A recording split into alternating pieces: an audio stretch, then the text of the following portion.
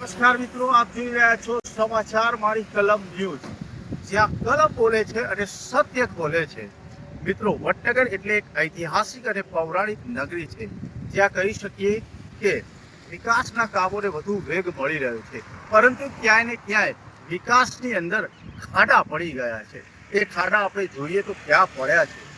તમને વાત કરું તો ઐતિહાસિક નગરીની અંદર કોઈ પણ ઉચ્ચ કક્ષાના અધિકારીઓ કહો, ઉચ્ચ કક્ષાના નેતાઓ કહો, જે પણ આવે છે એ અહીંયા એક તોરણ હોટલ આવેલી છે, ત્યાં રોકાય છે. અને તોરણ હોટલના બહારનો જે ભાગ છે ત્યાં આગળ થોડા પાસે કહીએ તો કેમેરામેનને કે ત્યાં ખાડો બતાવે. આ ખાડો આપ જોઈ શકો છો કે હમણાં તાજેતરમાં જ થોડા સમય અગાઉ આ રોડ બનાવવામાં આવેલો છે. અને આ રોડનું કામકાજ એટલું મજબૂત બતાવવામાં આવતું હતું કે જાણે કે અહીંયા કોઈ ખાડા જ નહીં પડે. પરંતુ અહીંયા તમે જોઈ રહ્યા છો કે આ વિકાસનો ખાડો અહીંયા ભૂવો પડી ગયો છે.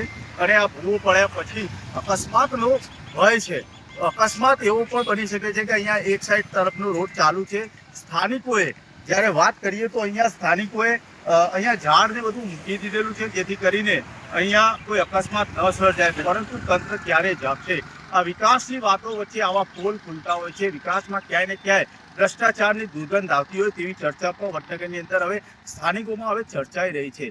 લાખો કરોડો રૂપિયાની ગ્રાન્ટો સરકાર આપતી હોય છે, પરંતુ શું આવા ભ્રષ્ટાચાર કરવા માટે, આવા હલકી ગુણવત્તાના કામો કરવા માટે વાત કરીશું તમે હાટકેશ્વર મહાદેવ આગળ આવેલું એક રોડ છે, એ પણ હમણાં તાજેતરમાં જ બનાવવામાં આવેલો છે, વધુ સમય પણ નથી થયો. ત્યાંના દ્રશ્ય પણ તમે જોઈ શકો છો કે ગટરની અંદરથી પાણી ઉભરાઈને સામાન્ય વરસાદમાં પણ આવતા હોય છે. ત્યારે આ દુર્દશા પાછળ હવે જવાબદાર કોણ?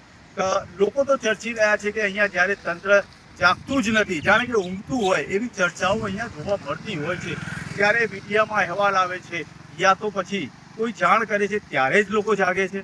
શું આ બાબતે હવે ઉપરના લેવલના અધિકારીઓ, ઉપર લેવલનું તંત્ર હવે જાગશે કે પછી આવી જ રીતે ઘોર નિંદ્રામાં ઊંઘતું રહેશે? વડનગરની જો વાત કરવામાં આવે તો વડનગર એક ઐતિહાસિક નગરી છે અને આ નગરીની અંદર લાખો કરોડોની ગ્રાન્ટો આવતી હોય છે. પરંતુ તંત્ર ક્યારે જાગશે એ તો હવે જોવાનું રહ્યું છે. હવે આ ખાડો ક્યારે પૂરાય છે એ હવે જોવાનું રહ્યું છે. હવે જોઈએ તો વડનગરની અંદર લાખો કરોડોની ગ્રાન્ટો આવેલી છે. અમુક વિકાસના કામો શરૂ થઈ ગયા છે, અમુક થવાના બાકી છે. પરંતુ શું આવા જ કામો થશે? એક ચર્ચાનો વિષય બની રહ્યો છે. તો હવે આશા રાખીએ તંત્ર જોડે કે ગુણવત્તાસભર કાર્ય થાય, ભ્રષ્ટાચાર મુક્ત કાર્ય થાય અને વડનગરના સ્થાનિક નાગરિકોને એવું લાગે કે ના, ખરેખર વિકાસ વગર ભ્રષ્ટાચારે થયેલો છે. આવા જ વિડીયો, આવા સમાચાર તમને બતાવતા રહીશું, જોતા રહેશો સમાચાર મારી કલમ ન્યૂઝ. નમસ્કાર.